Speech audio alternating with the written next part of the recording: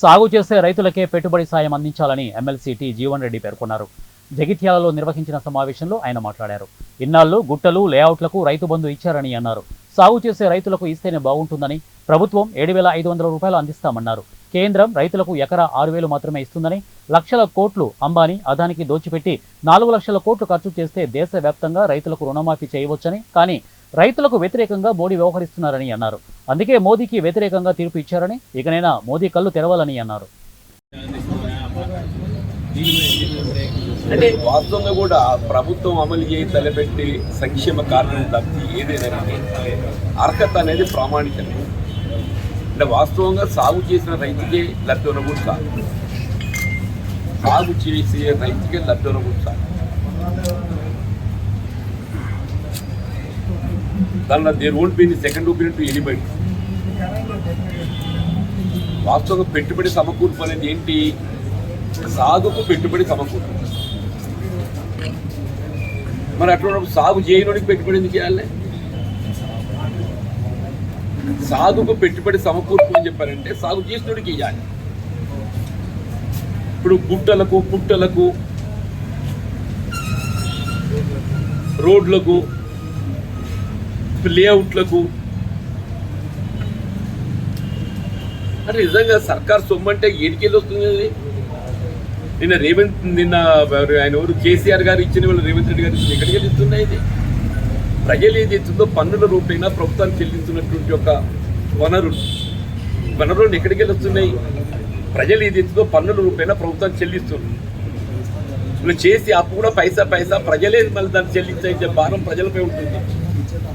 అటువంటిప్పుడు దానికి అర్హత అనేది ప్రామాణికం ఉండాలి కదా. ఏ ప్రామాణికం లేకుంటే ఏది ఇస్తున్నదో,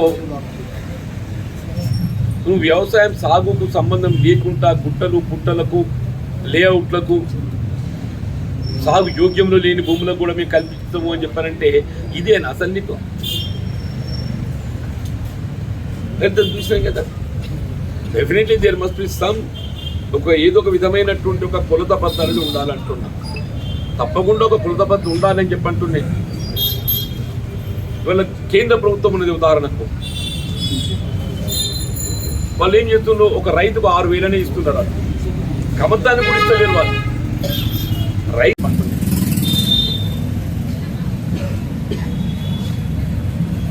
రుణమాఫీ లేదు, ఉచిత విద్యుత్తు లేదు, పెట్టుబడి సహాయం లేదు. ఎకరాని చొప్పున కమతంతో అని ఏదో గంపగుత్త ఎకరానికి రైతుకు 6,000 పెట్టేసిండ్రు. మొత్తం రాయితీలను ఎత్తేసిండ్రు. ఇలా పెట్రోల్ డీజిల్ పై ఏది ఉందో రాయితీలు ఎత్తేసిండ్రు. ఫర్టిలైజర్పై రాయితీలు కుదింపజేసిండ్రు. అది ఇదంతా అల్టిమేట్ ఎవరిదో భారపడుతుంది? రైతు మీద పడే ప్రతి పైసా భారం వినియోగదారునికి కన్వర్ట్ అయింది. రైతు పైన పడే ప్రతి పైసా భారం ఏదైతున్నదో అల్టిమేట్గా అది వినియోగదారునికి కన్వర్ట్ అవుతుంది. నువ్వు రైతును వివక్షత్వం చూస్తున్నాం, వినియోగదారుని వివక్షత్వం చూస్తున్నాం.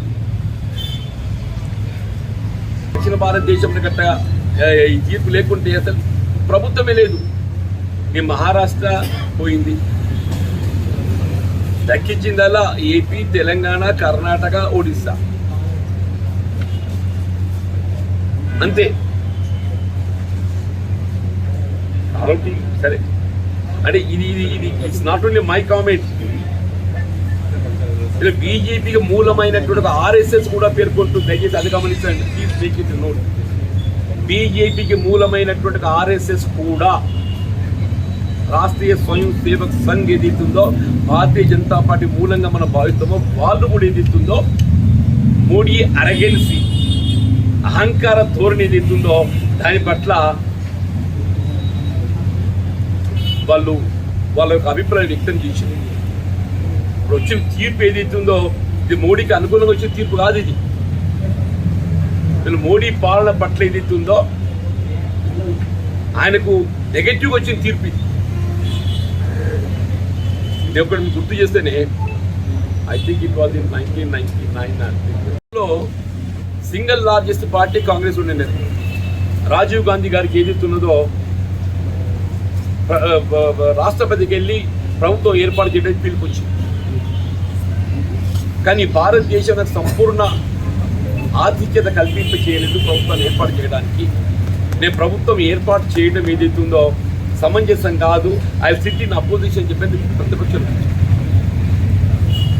ఇవాళ